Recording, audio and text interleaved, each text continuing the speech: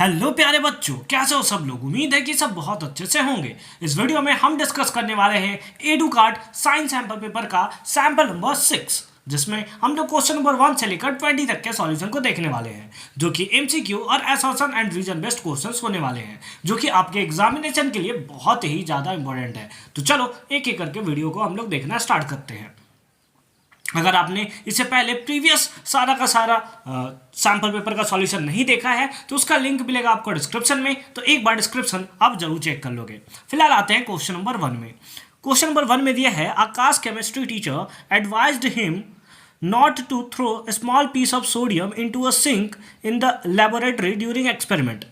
Chemistry Akash के chemistry teacher उसको बोलते हैं कि कभी भी तुम सोडियम के स्मॉल पीस को कभी सिंक जो लेबोरेटरी में है उसको कभी भी एक्सपेरिमेंट के द्वारा इधर उधर मत फेंकना। क्यों? His teacher told him that this can be dangerous as a chemical reaction में अकर्स इन द सिंक, है ना। ये बहुत ही ज़्यादा डेंजरस है क्योंकि यहाँ पर सिंपली जो होता है क्या होता है, केमिकल रिएक्शन अकर्स हो जाएगा कहाँ पे, तो सिंक में। The reaction between sodium and water can occur as सोन, ठीक है। बीच में आप देख रहे हो कि यहाँ पे सिंपली आपको पता भी है कि सोडियम मेटल जो है बहुत ज़्यादा रिएक्टिव है, ये विग्रसली रिएक्ट कर लेता है एयर के साथ, कोल्ड वाटर के साथ, और क्या करता है कि मतलब सिंपली फायर कैच कर लेता है। इसीलिए उसको कहाँ पे स्टोर करके रखा जाता है, दैट इज केरोसिन ऑयल में। तो चलो देख लेते हैं क्या है ऑप्शन। ऑप्शन ए में दिया है sodium react violently with the cold water. हाँ बिल्कुल, ये तो हमारा ऑप्शन नंबर ए तो एकदम कन्फर्म सही है, ठीक है। लेकिन डी में ऑल ऑफ दिस दिया है तो बी भी पढ़ना पड़ेगा।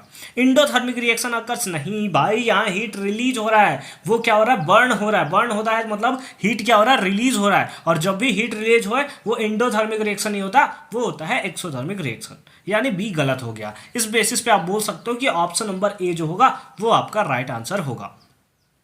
कार्बन डाइऑक्साइड इज रिलीज हो ही नहीं सकता। बी पार्ट में देखो क्या है, study the diagram human brain carefully and identify the option that indicate the correct function of the part, ठीक है।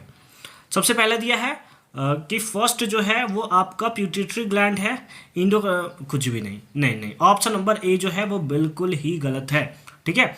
सेकंड में देखो क्या है, थायराइड ग्लैंड कहाँ है सेकंड, अच्छा हाँ वहाँ पे थायराइड ग्लैंड, हाँ जो ग्वाटर का सिंपली रिस्पॉन्सिबल होता है excess release of the hormones causes goitre, हाँ बिल्कुल ऑप्शन नंबर बी है सही हमारा। एकदम 100% श्योरिटी है हमारे इसके ऊपर। तो बिग बार को टिक मार के बी को और सिंपली आप निकल सकते हो। सी में देखो पैनक्रियास मास्टर ग्लैंड, कुछ भी। Adrenal gland regulates metabolism and carbohydrate, कुछ भी दे रहा है यार, कुछ भी दे रहा है, छोड़ दो। थर्ड में आओ, देखो क्या है, why are ionic compounds hard crystalline solids, है ना। आयोनिक कंपाउंड्स का फॉर्मेशन कैसे होता है, प्लस चार्ज और माइनस चार्ज से। जैसे NaCl है ना, सोडियम क्लोराइड, सोडियम प्लस होता है और क्लोरीन हमारा कैसा होता है, नेगेटिव होता है। जब दोनों कंबाइन कर लेते हैं तो आयोनिक कंपाउंड्स का फॉर्मेशन होता है। तो देख लो क्या है, due to the strong force of attraction between positive ion, है ना, strong force of attraction between positive ion, due to strong force of attraction between negative ion, हाँ बिल्कुल ये भी ठीक है।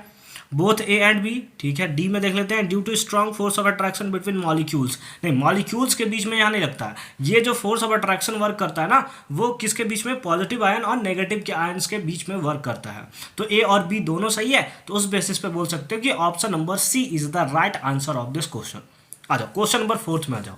क्या है, identify the next homologous of C2H4, C2H4 CnH2n, यानी कि किसका है, एल्कीन ग्रुप का है। और एल्कीन ग्रुप का है तो नेक्स्ट जो उसका होने वाला होगा वो होगा C3H6। ढूंढो कहाँ है, C3H6। Option number B is the right answer. Sir C4H6 जो क्वेश्चन में दिया हुआ है उसका क्या, तो उसका आगे देख लो क्या होगा, ये है अल्काइंस ग्रुप का, तो ये हो जाएगा C5H8। हाँ देखो ऑप्शन नंबर बी में दिया भी हुआ है कि C2H4 के बाद आएगा C3H6 और C4H6 के बाद आएगा C5H8, ठीक है। समझ गए बात, चलो बहुत अच्छी बात है। ये कार्बन एंड कंपाउंड्स चैप्टर का है।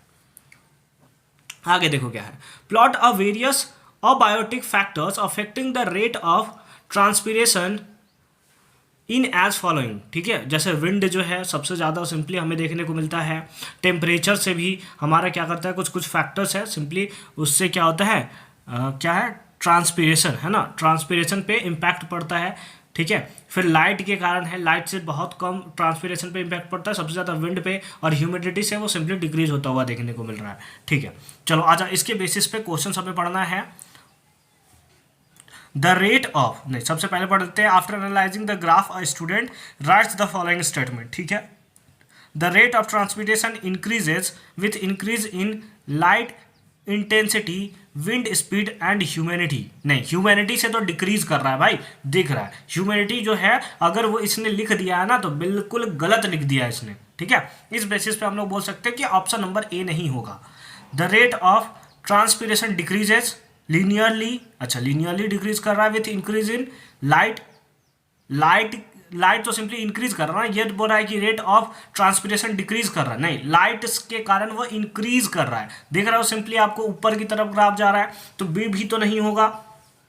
थर्ड में देखो क्या है, the rate of transpiration decreases with the increase in humidity. हाँ बिल्कुल, ये तो हमारा 100% सही है, ह्यूमिडिटी के कारण ही डिक्रीज कर रहा है, बाकी लाइट, टेम्परेचर और विंड के कारण सारा का सारा फैक्टर जो है ट्रांसपिरेशन जो है वो इंक्रीज कर रहा है। तो ऑप्शन नंबर थर्ड को आप कंसिडर कर सकते हो। फोर्थ भी बचा हुआ है, देख लो, the rate of transpiration increase with the increase in, the rate of transpiration increase with increase in light intensity, ठीक है, टेम्परेचर, ठीक है, एंड ह्यूमिडिटी। फिर ह्यूमिडिटी लिखकर इसको गलत कर दिया ये, ठीक है, नहीं लिखता तो सही होता, यानी कि केवल और केवल 3 सही है। Option number C is the right answer of this question, ठीक है।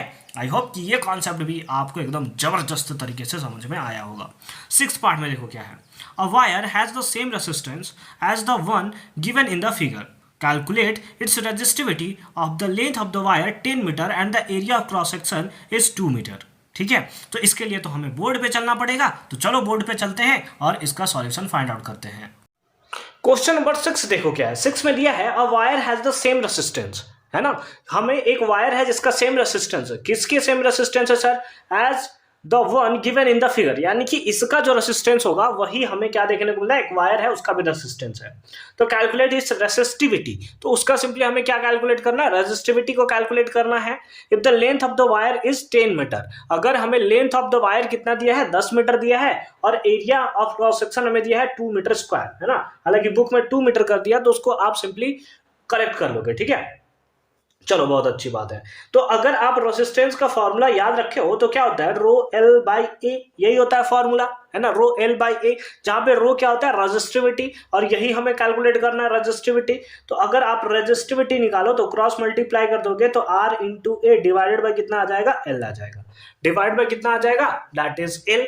अब अगेन आपको एरिया दिया हुआ है, हाँ बिल्कुल एरिया दिया हुआ है, लेंथ आपको दिया हुआ है, हाँ लेंथ भी दिया हुआ है। अगर किसी टाइप से अगर आपने रेजिस्टेंस फाइंड आउट कर लिया ना, आपका रेजिस्टिविटी आ जाएगा। और अगर आप इस वायर में देखो तो करंट आपको दिया हुआ है कितना, 5 एम्पियर, ठीक है। अगर आप वोल्टेज देखो तो वोल्टेज भी आपको दिया है कितना, 200 वोल्ट, है ना। तो इस बेसिस पे ओम्स लॉ के अकॉर्डिंग आप रेजिस्टेंस निकाल सकते हो, कैसे, that is V by I, V equals to IR होता है ना, बस वही, तो R equals to V by I. तो V का वैल्यू कितना है, तो आप बोलोगे सर 200 वोल्ट है, डिवाइडेड बाई करंट कितना है, 5 है, कैंसिल कर दोगे कितना आ जाएगा, 40 आ जाएगा, 40 क्या ओम, ठीक है। तो आपके पास रेजिस्टेंस भी मिल गया। अब अगर आपको रेजिस्टेंस मिल गया ना तो किस चीज का वेट कर रहे हो, और रेजिस्टिविटी निकालते हैं। रेजिस्टेंस पुट कर दो 40 इंटू एरिया, एरिया आपको दिया है that is 2, divide by length, length आपको दिया हुआ है दैट इज 10, 0 से 0 मर गया, 4 2 जा 8, 8, और इसका यूनिट क्या होता है, that is ohm metre, ohm metre, 8 ohm metre. कौन सा, option number B is the right answer of this question. Then I hope कि ये कॉन्सेप्ट भी आपको बहुत अच्छे तरीके से समझ में आया होगा। इसके आगे वाले क्वेश्चंस को चलिए उस स्क्रीन पे चलते हैं और सॉल्व करते हैं। फिलहाल देखो क्वेश्चन नंबर 7 देखो अब, ठीक है। In order to find out the focal length of the concave mirror, ठीक है, a student plotted the following graph between the object distance and the image distance, है ना। ऑब्जेक्ट डिस्टेंस u दिया है और इमेज डिस्टेंस v दिया हुआ है, ठीक है। ऊपर की तरफ u है और आपको y एक्सिस में v देखने को मिल रहा है, ठीक है। तो इससे हमें क्या पता चल रहा है कि जैसे जैसे हमारा v जो है वो इंक्रीज कर रहा है, जैसे जैसे u इंक्रीज कर रहा है वैसे वैसे v जो है वो डिक्रीज कर रहा है, ठीक है। चलो क्या है, after analysing the graph the student rights the following, the image distance decreases, image का डिस्टेंस जो है, इमेज का डिस्टेंस यानी v जो है वो डिक्रीज कर रहा है, ठीक है, अच्छी बात है।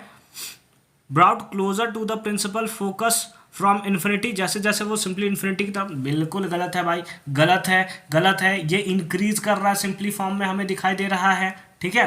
देखो भी धीरे धीरे धीरे धीरे नीचे की तरफ आता जा रहा है ना, तो भी वाला प्लॉट जो है वो धीरे धीरे बढ़ रहा है, ठीक है, सेकेंड पार्ट में देखो, image distance increases, image distance यानी यू जो है इंक्रीज कर रहा है, the object brought closer to the principal focus from infinity, यानी कि जब इन्फिनिटी से आप लाते हो तो हाँ बिल्कुल, ये तो हमारा बिल्कुल ही सही है। अच्छा ठीक है, इसके बेसिस पे है which of the following would be correct statement, first and third है। थर्ड कहाँ है भाई इसमें, ना ना ना ना ना ना थर्ड नहीं है। अच्छा क्वेश्चन हमको लगता है मिस्टेक कर दिया है इसने। ठीक है, सेकेंड जो है वो तो हमारा सही है, बट उसके अलावा कौन सा दिया, सी, एक बार आंसर मैं चेक कर लेता हूँ। ठीक है, ए में दिया 1/3, बी में दिया है फर्स्ट 4, सी में दिया है सेकेंड 3rd और डी में दिया है सेकेंड 4। एक सेकेंड, तो देखो ऑप्शन आंसर जो है ना, इसका आंसर में दिया है सेकेंड एंड थर्ड, जो कि बिल्कुल ही गलत है। क्यों? क्योंकि यार थर्ड और फोर्थ तो हमारे पास है ही नहीं स्टेटमेंट कि हम बता सकें, तो इस बेसिस पे सेवन्थ को फिलहाल के लिए हम लोग छोड़ देते हैं। एट्थ पे आते हैं। एट्थ क्या है, it is necessary to separate oxygenated and deoxygenated blood in mammals and birds because, है ना, ऑक्सीजनेटेड ब्लड और डीऑक्सीजनेटेड ब्लड जो होता है वो मैमल्स में क्या होता है, सेपरेट होता है। रीजन क्या है, ताकि उनका ऑक्सीजन का सप्लाई जो है वो एफिशिएंट तरीके से प्रोवाइड किया जा सके। ठीक है, तो कौन सा दिख रहा है आपको, option number C is the right answer, to provide efficient supply of oxygen. ठीक है, क्योंकि सबका जो स्ट्रक्चर होता है अलग अलग बेसिस होता है और सबके अकॉर्डिंग उसके ऑक्सीजन का डिमांड अलग अलग होता है, इसीलिए सबका क्या होता है, ऑक्सीजनेटेड और डीऑक्सीजनेटेड ब्लड जो होता है वो मैमल्स में या फिर बर्ड्स में जो होता है एक सेपरेट फॉर्म में हमें देखने को मिलता है। ठीक है, चलो अच्छी बात है। क्वेश्चन नंबर 9 में आते हैं, how does the refractive index of earth atmosphere very with height, है ना, जैसे जैसे हाइट के ऊपर चले जाते हैं रिफ्रैक्टिव इंडेक्स क्या होता है, तो सिंपली जैसे जैसे आप ऊपर जाते हो आपको क्या होता है, हॉट एयर देखने को मिलता है। हॉट एयर, आप बोलोगे हॉट एयर क्यों, क्योंकि जैसे जैसे आप ऊपर जाओगे सन से जो डिस्टेंस होगा कम होता जाएगा, तो जो नीचे का हम लोग का गर्म हवा होगा वो कम होगा और ऊपर का जो हवा होगा वो ज़्यादा गर्म होगा। या फिर आपको ये भी पता है कि हल्की गैसें जो होती हैं, जब हल्की गैसें जो होती है वो एक्चुअल में क्या होती है कि गर्म होने के बाद, मतलब अगर कोई हल्की गैस है तो सब सिंपली ऊपर रहती है, और आपको पता है कि अगर किसी गैस को जलाया जाए तो सिंपली वो ऊपर की तरफ जाने लगता है। ठीक है, हल्का होकर। ठीक है, तो यही देख लेते हैं इसका option, hotter air is lighter than cooler air. Hotter air जो है वो हल्का होता है कंपेयर टू कूलर एयर। हाँ बिल्कुल, ये बात तो सही है। Cooler air is lighter then hotter air, cooler air light होता है कंपेयर टू हॉटर एयर। नहीं, बिल्कुल ऑप्शन नंबर ए जो है उसको फिलहाल के लिए कंसिडर हम लोग कर सकते हैं। Refractive index of both airs is equal, नहीं भाई, अलग अलग होगा, अलग अलग होगा। सिंपली हमें क्या बोला है, the refractive index of earth atmosphere vary with height, है ना, फिर क्योंकि दिया है hotter air is lighter than cooler air, hotter air जो होता है वो लाइटर यानी हल्का होता है कूलर एयर के कंपेयर में, तो हाँ बिल्कुल ऑप्शन नंबर ए जो है वो सही है हमारा। सी में देखो रिफ्रैक्टिव इंडेक्स ऑफ बोथ, नहीं बिल्कुल नहीं होगा। Refractive index of upper atmosphere is more than, नहीं लोअर होगा भाई, लोअर होगा। ठीक है, मोर देन लिखा हुआ कोल्डर लेयर ऑफ एटमॉस्फेयर, नहीं वो कम होगा। तो इस बेसिस पे आप बोल सकते हो कि that is option number A is the right answer of this question. I hope कि ये कॉन्सेप्ट आपको तबाही तरीके से समझ में आया होगा। 10th क्वेश्चन में आप देखो क्या है, identify one point of difference between pepsin and trypsin, है ना, पेप्सिन और ट्रिप्सिन के बीच में सिंपली आपको बताना है। Produced by gastric gland, pepsin जो होता है वो गैस्ट्रिक ग्लैंड के थ्रू प्रोड्यूस होता है, हाँ बिल्कुल सही बात है। और ट्रिप्सिन में क्या लिखा है, produced by the small intestine, नहीं भाई, ट्रिप्सिन जो होता है पैनक्रियाज द्वारा प्रोड्यूस्ड होता है। अच्छा देखो बी पार्ट में अगर आप देखो तो पेप्सिन दिया हुआ है produced by the gastric gland और ट्रिप्सिन में दिया है प्रोड्यूस्ड बाय पैनक्रियाज। तो इस बेसिस पे हम बोल सकते हैं कि ऑप्शन नंबर बी जो होगा वो राइट आंसर होगा। बट सी देख लेते हैं, act as the acidic medium, है ना, ठीक है, एक एज अ न्यूट्रल मीडियम, नहीं बिल्कुल बिल्कुल ही गलत हो गया। डी देखो, एक एज अ बेसिक मीडियम और एक एज अ बेसिक मीडियम, नहीं भाई गलत हो गया, गलत हो गया, डी ऑप्शन भी गलत हो गया। तो इस बेसिस पे आप बोल सकते हो कि कौन सा, option number B is the right answer of this question. ठीक है, चलो अच्छी बात है। 11th में आओ क्या है, Nitesh met with an accident, है ना, नितेश जो है एक एक्सीडेंट से मिलता है। ठीक है, and lost the capacity of walk in a straight line, और उसके बाद वो क्या होता है, स्ट्रेट लाइन में नहीं चल पाता है। Which part of the brain is damage, है ना, तो सारा का सारा कंट्रोल करने का काम कौन करता है, तो सेरेबेलम जो होता है वही कंट्रोल करने का काम करता है। Fore brain, mid brain, medulla, cerebellum, तो ऑप्शन नंबर सी जो होगा वो हमारा राइट आंसर हो जाएगा। 12th क्वेश्चन में, 12th पार्ट में आ जाओ, देखो क्या है। 12th में दिया है in the following food chain, frog है, ग्रास है, इंसेक्ट है, स्नेक है, assign trophic level to frog, है ना। अच्छा, फ्रॉग का ट्रॉफिक लेवल बताना है कि कौन सा होगा, तो सबसे पहले ग्रास आएगा, ग्रास को इंसेक्ट खाया और इंसेक्ट को फ्रॉग खाया और फ्रॉग को स्नेक खाया, यानी कि थर्ड पोजीशन पे आएगा। तो इस बेसिस पे आप बोल सकते हो कि सी ऑप्शन जो होगा वो राइट आंसर होगा। ठीक है, चलो ठीक है। जैसे सबसे पहले क्या आएगा, ग्रास आएगा ना, सबसे पहले ग्रास होगा क्योंकि वो प्रोड्यूसर है ना। प्रोड्यूसर के बाद उसको इंसेक्ट खाएगा, जैसे ग्रास होपर आपने सुना है, वो भी एक टाइप का इंसेक्ट है, तो उसको खाएगा, तो ये सेकेंडरी हो गया। फिर आपका थर्ड पोजीशन पे कौन सा आएगा, दैट इज फ्रॉग आएगा। फ्रॉग जो है इंसेक्ट को खाता है, तो थर्ड पोजीशन पे आएगा, तो इसलिए हम लोग बोल सकते हैं कि थर्ड ट्रॉफिक लेवल में हमें देखने को मिलेगा। ठीक है, आ जाओ 13th में आ जाओ। क्या है, given below are the some ways to reduce the problem of waste disposal. अच्छा, नीचे दिया गया है by mixing of waste before disposing of, by mixing of waste before dispose, नहीं बिल्कुल नहीं, है ना। वेस्ट को मिक्स कर दोगे जैसे ही उसको डिस्पोज करने से पहले, तो नहीं, बिल्कुल नहीं होगा। बी पार्ट में देखो क्या है, by using more biodegradable waste, है ना, हम लोग ज़्यादा बायोडिग्रेडेबल वेस्ट का यूज़ करेंगे, हाँ बिल्कुल ये हमारा ऑप्शन हो सकता है। थर्ड में देखो bye using more non biodegradable, नहीं भाई, नॉन बायोडिग्रेडेबल तो फिर तो हमारा पॉल्यूशन बढ़ता ही जाएगा, वेस्ट डिस्पोजल फिर रिड्यूस कहाँ होंगे, तो बढ़ता चला गया। फोर्थ पार्ट में देखा है by recycling non biodegradable waste, हाँ बिल्कुल, रिसाइकल तो हमें करना है नॉन बायोडिग्रेडेबल वेस्ट का, यानी कि इस बेसिस पे बोल सकते हो कि ऑप्शन नंबर डी जो होगा वो राइट आंसर होगा। चलो 14th में आ जाओ। A student plotted the graph as shown to study the variation of resistance R of the wire with the length L. ठीक है, आर एल से कैसे सिंपली हमें देखने को मिलता है, तो आर और एल जो होता है वो डायरेक्टली प्रोपोर्शनल होते हैं। ठीक है, ठीक है, एंड रेडियाई आर। ठीक है, तो आर जो होता है आर, ठीक है, देखो सिंपली क्या होता है कि आपने रेसिस्टेंस का पढ़ा है कि किस किस फैक्टर पर डिपेंड करता है, टोटल 4 फैक्टर पर डिपेंड करता है। एक होता है डायरेक्टली प्रोपोर्शनल होता है लेंथ के, इनवर्सली प्रोपोर्शनल होता है एरिया के, फिर उसके साथ साथ हमने पढ़ रखा है कि लेंथ ऑफ द वायर पर डिपेंड करता है और टेम्परेचर पर डिपेंड करता है। तो ये 4 पार्ट आपने पढ़ रखा है। ठीक है, चलो ठीक है। अब इसके बेसिस पे क्या बोला है, a student plotted the graph as shown in figure. ठीक है, अच्छी बात है। तो देखो क्या होगा, रेडियस से पूछा और आर से, तो देखो रेडियस क्या होता है कि अगर आप देखो कि रेसिस्टेंस जो होता है वो इनवर्सली प्रोपोर्शनल होता है किसके, एरिया के। देखो समझो बात को अच्छे तरीके से समझो, रेसिस्टेंस जो होता है वो डायरेक्टली प्रोपोर्शनल होता है लेंथ के, ये तो देखो ठीक है।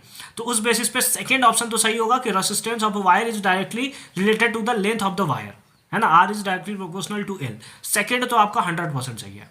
ठीक है, अब आता है रेडियस से कैसे रिलेटेड है, तो देखो जो रेसिस्टेंस होता है वो इनवर्सली प्रोपोर्शनल होता है किसके, एरिया के, और एरिया सर्कल का एरिया क्या होता है, तो आप बोलोगे पाई आर स्क्वायर, यानी कि आर स्क्वायर के इनवर्सली प्रोपोर्शनल होगा। ढूंढो कौन सा है, that is option number 4।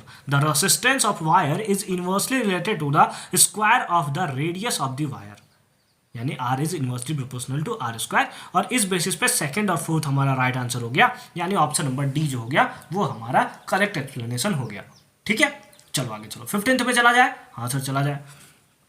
Observe the reaction shown here. ठीक है, यहाँ पे जो रिएक्शन आपको देखने को मिल रहा है, HCl का रिएक्शन NaOH के साथ किया गया, न्यूट्रलाइजेशन सॉल्यूशन, न्यूट्रलाइजेशन रिएक्शन है, और ये सिंपली NaCl और H2O का फॉर्मेशन करेगा।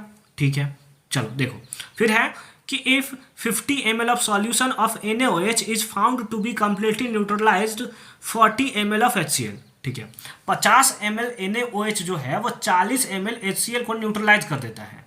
देखो बेस NaOH का मास देखो कितना है, 50 ml है और 40 ml HCl है। ठीक है, यानी कि चलो फिलहाल देख लेते हैं आगे, what will the amount of HCl solution, तो HCl सॉल्यूशन का अमाउंट आपको बताने required to neutralise 100 ml of the same solution of NaOH। ठीक है, देखो देखो देखो अच्छे तरीके से समझो। ठीक है, एकदम माइंड को शांत करो और समझो। NaOH का जो अमाउंट था वो 50 ml था, है ना, तो वो न्यूट्रलाइज किया कितना 40 ml HCl को, ठीक है। तो अब हमारे पास वो 50 ml से दुगना कर दिया गया, 100 ml NaOH कर दिया गया, तो हमारा HCl न्यूट्रलाइज होने के लिए भी तो डबल हो जाएगा, यानी 40 का कितना हो जाएगा 80 हो जाएगा। तो कौन सा हो गया, option number B is the right answer, ठीक है। अगर प्रॉब्लम हो रहा है एक बार फिर से वीडियो को आप रिटर्न करके देखो, आपको समझ में आ जाएगा, ठीक है। क्योंकि NaH का जो कॉन्सेंट्रेशन है वो डबल हो रहा है और न्यूट्रलाइज करने के लिए 50 का 40 चाहिए, तो 100 का कितना चाहिए 80 चाहिए, ठीक है। तो इस बेसिस पे बोल सकते हो कि option number B is the right answer, ठीक है। 16th में आओ, देखो क्या है, 2 wire of same material and the same resistance, 2 wire जिसका जो सेम मटेरियल से बना हुआ है और सेम रेसिस्टेंस है, आर गिवन एज सोन, ठीक है, वो हमें नीचे दिया हुआ है ना। रेसिस्टेंस हमारा आर है पहले केस में और लेंथ एल है, तो हमें लेंथ बताना है। व्हाट इज द लेंथ चलो ठीक है, length of wire 2, length of the wire 2 बताना है, ठीक है। और रेडियस जो है पिछले बार आर था, अब 2r हो चुका है, ठीक है। तो इसके लिए तो हमें बोर्ड पे सिंपली जाना पड़ेगा, तो चलो बोर्ड पे चलते हैं और इसका सॉल्यूशन फाइंड आउट करते हैं। क्वेश्चन नंबर 16 देखो क्या है, 2 wire of same material and same resistance, दोनों वायर जो है वो सेम मटेरियल और दोनों का क्या है सेम रेसिस्टेंस हमें देखने को मिलता है, आर गिवन एज सोन, ठीक है। यहाँ पे आपको फिगर दिया है। What is the length of wire 2, तो सेकंड वायर का लेंथ कितना होगा, क्योंकि दोनों का रेसिस्टेंस है, तो अगर रेसिस्टेंस R1 निकालें किसका, इसका, तो इसका लेंथ कितना है, हमारा दिया हुआ लेंथ R है और इस बार हमें क्या दिया है, इसका रेडियस दिया हुआ है। तो R इक्वल टू, आप फॉर्मूला जानते हो, रो एल बाई ए, है ना। लेकिन सर हमें तो ए नहीं, हमें रेडियस दिया हुआ है, कोई बात नहीं। तो R1 इक्वल टू आप लिख दो रो एल बाई ए को आप क्या लिख सकते हो, ये तो आपको सर्कुलर दिख रहा है ना, तो ये आप पाई आर स्क्वायर लिख सकते हो, और रेडियस क्योंकि R है तो ये हमारा वैल्यू हो गया, ठीक है। ये हमारा किसका हो गया, तो फर्स्ट इस वाले के लिए। अगर इस वाले के लिए निकालें तो यहां पे रेसिस्टेंस हम लोग निकालते हैं कितना, R2, ठीक है। इसका रेसिस्टेंस कितना लेते हैं, सपोज R2 लेते हैं, तो R2 इक्वल टू क्या हो जाएगा रो, और इसका लेंथ हम लोग ले लेते हैं सपोज x, ठीक है, डिवाइडेड बाई ए कितना होगा पाई आर स्क्वायर, लेकिन R तो इस बार 2r है, तो सिंपली कितना हो जाएगा 2r का होल स्क्वायर, समझे ना भैया, यही है। बस रेडियस के प्लेस पे यहाँ पे कितना है, इसका डबल रेडियस है इसके कंपेयर में, तो कितना हो गया 2r, ठीक है। और यही x का वैल्यू हमें क्या करना है, फाइंड आउट करना है। तो R2 इक्वल्स टू कितना हो गया, rho into x divided by कितना हो गया 2 का स्क्वायर 4, तो 4 को बाहर कर दो और हो गया पाई आर स्क्वायर, कितना हो गया पाई आर स्क्वायर, ठीक है। कोई दिक्कत नहीं है ना, चलो अच्छी बात है। अब दोनों का रेसिस्टेंस क्या है, R1 और R2 इक्वल है, तो इस बेसिस पे आप बोल सकते हो R1 इज इक्वल्स टू कितना R2, तो इस बेसिस पे आप बोल सकते हो rho L by pi R square is equals to rho x by कितना 4 पाई आर स्क्वायर, बोल सकते हो कि नहीं बोल सकते हो, हाँ सर। रो से रो कैंसिल हो जाएगा, पाई आर स्क्वायर से पाई आर स्क्वायर कैंसिल हो जाएगा। एक्स का वैल्यू आपको फाइंड आउट करना है, ये कितना हो जाएगा 4l, यानी एक्चुअल जो स्टार्टिंग में लेंथ था उसका लेंथ का 4 गुना हो जाएगा। कौन सा, option number C is the right answer of this question. बोलो कोई दिक्कत है, कोई कंफ्यूजन है, नहीं है ना। तो आई होप कि ये कॉन्सेप्ट आपको बहुत अच्छे तरीके से समझ में आया होगा। आगे हमारे पास असर्शन और रीजन बेस्ड क्वेश्चन है, तो चलिए उसे भी देख लेते हैं।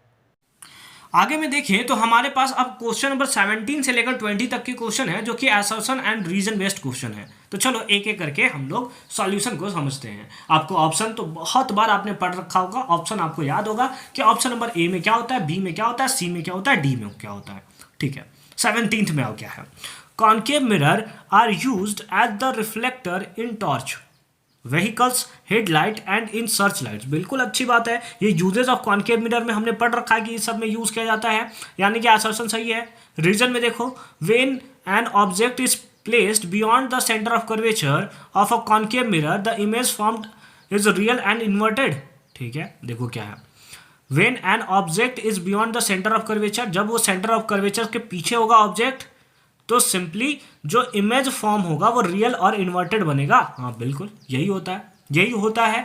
कॉन्केव मिरर में 5 केस में हमने देखा है कि रियल और इन्वर्टेड इमेज का ही फॉर्मेशन होता है, ठीक है। एक केस जब वो फोकस और पोल के बीच में रखा जाता है, तब जाकर क्या होता है वर्चुअल इमेज का फॉर्मेशन होता है, ठीक है। तो इस बेसिस पे बोल सकते हो कि असर्शन भी सही है, रीजन भी सही है, बट कहीं से ये करेक्ट एक्सप्लेनेशन नहीं दे रहा है। तो इस बेसिस पे आप बोल सकते हो कि option number B is the right answer of this question. ठीक है। 18th में आओ। A solenoid tends to expand when a current flows through it, है ना। एक सोलेनॉइड जो होता है वो एक्सपेंड कर जाता है जब उसमें करंट जो है वो सिंपली मतलब फ्लो करता है। मतलब कुछ भी बात कर रहा है यार, मतलब बेबुनियाद बात है ये। ठीक है, कि एक्सपेंड कहाँ से करेगा, नहीं करेगा। फिर देखो आर रीजन में देखो क्या है, अब असर्शन गलत हो गया ना, तो आपके पास एक ही ऑप्शन है, that is option number D. ठीक है, आर को ट्रू होना ही है, 100% वो ट्रू होगा। देख लो, the causes of an attraction between two metallic straight wire travelling in the same direction, the causes of attraction between two metallic wire travelling in the same direction. हाँ बिल्कुल, ये हमारा सही है। ठीक है, ऐसे भी हमें असर्शन गलत हुआ जब हमें 100% कन्फर्म है, तो बस ऑप्शन डी ही बचा हुआ है, तो सही मार के निकलो। 19th में देखो क्या है, a moving charge interact with the magnetic field. एक मूविंग चार्ज जो है वो इंटरैक्ट करेगा किसके through, with a magnetic field, but a stationary change does not, है ना। बट वो स्टेशनरी चीज जो है वो नहीं करेगा। हाँ बिल्कुल, ये इलेक्ट्रोमैग्नेटिज्म जो आपने पढ़ रखा है कि जब आप एक स्टेशनरी कॉइल के आसपास अगर मैग्नेट को आगे पीछे करते हो, तो सिंपली क्या होता है कि जो वायर होता है, जो करंट कैरिंग कंडक्टर है, उसमें क्या होता है, इलेक्ट्रिसिटी जनरेट हो जाता है। तो बस वही यहाँ पे लिखा हुआ है कि जब एक मूविंग चार्ज इंटरैक्ट होता है एक मैग्नेटिक फील्ड से, तो सिंपली क्या होता है, moving charge interact with a magnetic field but a stationary charge does not. तो स्टेशनरी चार्ज है यानी कि एक बेस पे रखा हुआ है, तो कभी भी प्रोड्यूस तो नहीं होगा। ठीक है, तो ऑप्शन मतलब असर्शन जो है वो सही है। रीजन देखो, moving charge generate magnetic field, हाँ बिल्कुल ये भी सही है, यानी कि असर्शन भी सही है, रीजन भी सही है, और रीजन करेक्ट एक्सप्लेनेशन भी दे रहा है किसका, असर्शन का। इसका मतलब option number A is the right answer of this question. Question number 20 में देखो क्या है, असर्शन में दिया है inheritance from the previous generation provide subtitle होगा क्या, है ना, sustainable change in body design for the next generation, inheritance from the previous generation. हाँ बिल्कुल, ये तो हमारा बिल्कुल ही सही स्टेटमेंट है ना। कि मतलब क्या होता है, बॉडी डिजाइन जो होता है वो थोड़ा मतलब चेंज हो जाता है। ऐसा नहीं कि सब कुछ इनहेरिट हो जाएगा, बॉडी डिजाइन हो गया या फिर मतलब पूरा का पूरा एक ही अपने मम्मी जैसा अपने पापा जैसा ही दिखाई देगा, ऐसा नहीं, थोड़ा सा वो चेंज होता है। क्यों, क्योंकि इन्वायरमेंट में चेंज होता है। ठीक है, उसके अकॉर्डिंग उसको अपने आप को ढालना पड़ता है।